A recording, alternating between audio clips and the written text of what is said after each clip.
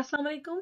हम टॉक में फारीना सिद्दीकी एक बार फिर आपके सामने एक और चीज़ की निशानदही करना चाहूँगी। पाकिस्तानी ड्रामे, जी हाँ, पाकिस्तानी ड्रामे, मीडिया और entertainment industry is full of all kind of entertainment for you. ठीक है, उसमें हर तरह के ड्रामे हैं, हर तरह की मूवीज़ हैं, हर तरह का म्यूज़िक है, सब चीज़ है। लेकिन ये आपके ऊपर डिपेंड करता है कि आप सुनना क्या चाहती हैं, आप क्या अपने दिमाग में डालना चाहती हैं और क्या आगे अपनी ज़िंदगी का लाया अमल बनाना चाहती हैं उसके तौर पे। हम कुछ चीज़ें सिर्फ एंटरटेनमेंट के लिए देखते हैं, लेकिन बहुत ज़्यादा चीज़ों के ऊपर के अंदर इन्फ्लुएंस होता है जो हमारे ऊपर असरअंदाज होता है। तो अगर जो ख़वातीन ख़ास तौर पे हमारी पाकिस्तानी ड्रामे देखती हैं, तो मैं समझती हूँ कि आप अगर वक्त ज़ाय करने के अलावा उनका कोई और मुफाद जानती हैं तो मुझे ज़रूर बताइएगा। पाकिस्तानी ड्रामे जो आजकल बन रहे हैं वो हमारे पिछले ड्रामों जैसे बिल्कुल नहीं हैं। उनमें हमारे मुआशरे की सही अक्कासी नहीं की जाती, उसमें सिर्फ मुआशरे के कुछ लोगों के दिमागी इख्तरा और गलाजत को पेश किया जाता है। मैं नहीं समझती कि अभी भी पाकिस्तानी मुआशरा जो है वो इस कदर इन्हितात का शिकार है जो ड्रामों में दिखाया जाता है। कि एक भाभी है जो अपने देवर पे फरेफ्ता हो जाती है, एक औरत है जिसको शादी के 20-25 साल बाद याद आता है कि उसके शौहर से उसका दिल नहीं मिलता, ठीक है, और उसको किसी हमराही की तलाश होती है और वो चल पड़ती है, मेरे पास सिर्फ तुम हो, और वगैरह वगैरह वगैरह। मैं वो ड्रामे कभी नहीं देखती, लेकिन जो मैं लोगों के कॉमेंट सुनती हूँ और पढ़ती हूँ, समझ आता है मुझे कि खवातीन कर क्या रही हैं।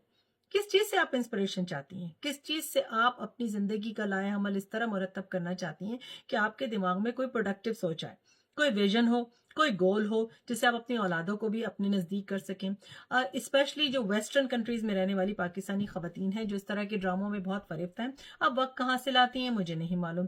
फिर उसके बाद आप देखती हैं आपके बच्चों के मार्क्स भी ख़राब हो रहे हैं, आपका बच्चा गलत कंपनी में भी पड़ गया, आपका बच्चा गलत चीज़ों में पड़ गया, उसने ड्रग्स लेनी शुरू कर दी है, किसी लड़की के चक्कर में या वो किसी लड़के के चक्कर में, या दूसरी चीज़ें बहुत सी खराबियाँ। कहीं ऐसा तो नहीं कि हम तवज्जो नहीं दें, कहीं ऐसा तो नहीं उन पाकिस्तानी ड्रामों के हिसार में, उनके नशे में हम इस कदर मदहोश हो चुके हैं कि हम अपनी जिम्मेदारियां भूल चुके हैं एक माँ की हैसियत से।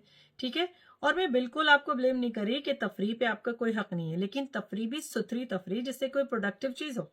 ठीक है, तो मैं काफ़ी ख़वातीन से सुनती हूँ कि सिस्टर फारीना आप इस बात पे बात नहीं करती।